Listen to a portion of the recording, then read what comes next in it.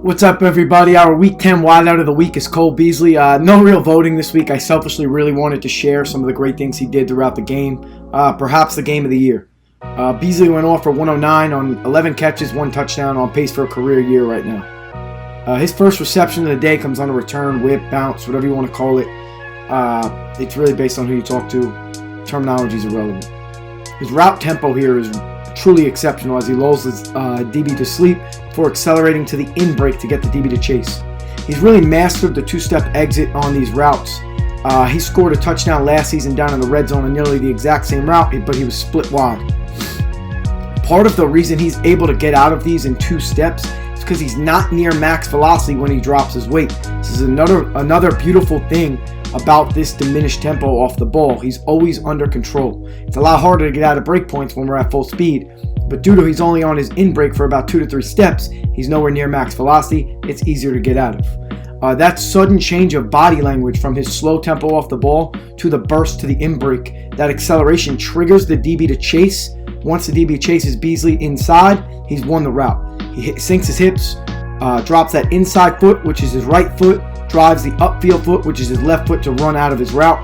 Great route, great finish by Beasley. The start to a nice busy day for him. He's aligned in the slot to the left of the formation here for his 4th reception of the day. He's going to be running an option route, which kind of tees up or sits down because of the coverage contour. You'll notice he's patient off the ball to give him time to assess the coverage. The defender outside expands to the flat, and the rest of the coverage to the side of the field lifts. So it's an easy read for Beasley. Guys, sometimes football really is this simple. The reason I wanted to bring this clip into the breakdown is because look at how decisive Beasley is after the catch. No BS, just catches it, gets vertical. Maximizes the yards after the catch. His 5th reception is one of the best of the day. He's going to be running a deep over, a crossing route here, and does an unbelievable job separating at the line of scrimmage. But before we dive into the route detail, let's discuss what's going on. It looks to be some type of man variation where the backer and the corner to the bottom of the screen are going to be matching the back and the tight end. All the while, the corners at the top of the screen are locked on the number 1 and number 2 receivers, with the safety being free. This leaves Patrick Peterson on Beasley aligned at number 3. Peterson has outside leverage here because it's likely that he has a low hole player. In this case, it's the Mike, to help on any in-breaker or immediate crosser. However, Peterson doesn't really get that help, but to be honest, it really wouldn't have mattered because the amount of separation created by Beasley at the line, he wins the route regardless. Let's break this route down now a bit. Honestly, there's not much to it after we leave the line of scrimmage.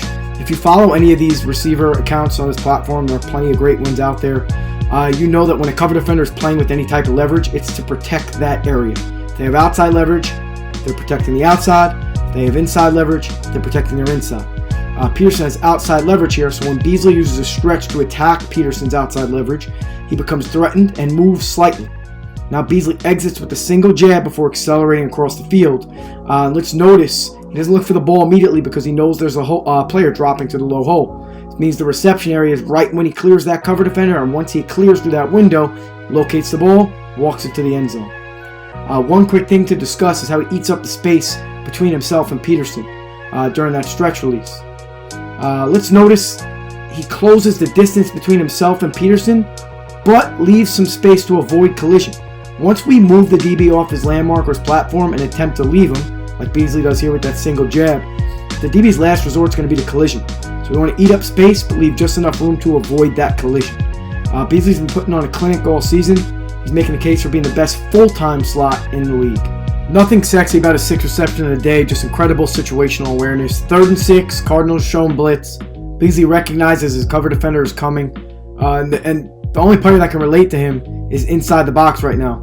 So Beasley simply just gets width to avoid the defender expanding from the box, all the while having the feel for getting the right amount of depth to get the first down. Understanding situations throughout the game separate the great receivers from the good ones.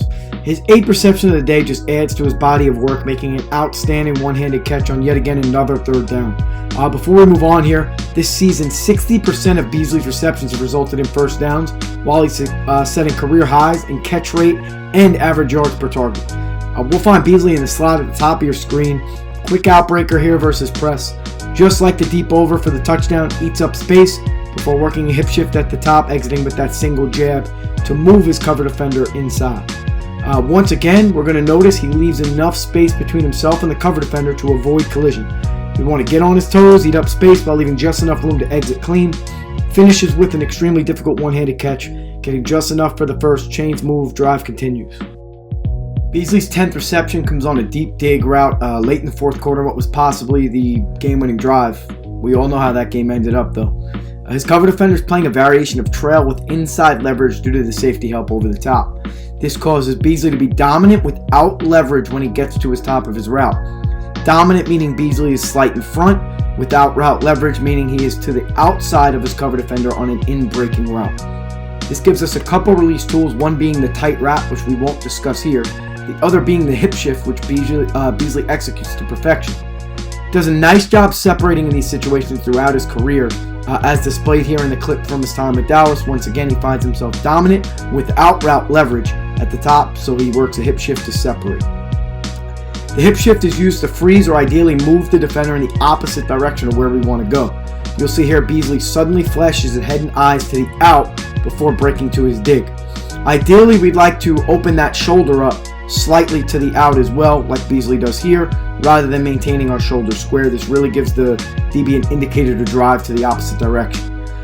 Finally, absolutely outstanding job finishing negative or friendly to the quarterback here. It's even more important when the ball isn't on us immediately out of the break. The longer we stay flat, the quicker our separation diminishes. However, when we continue to work back to the ball, we maintain that separation created at the top of the route.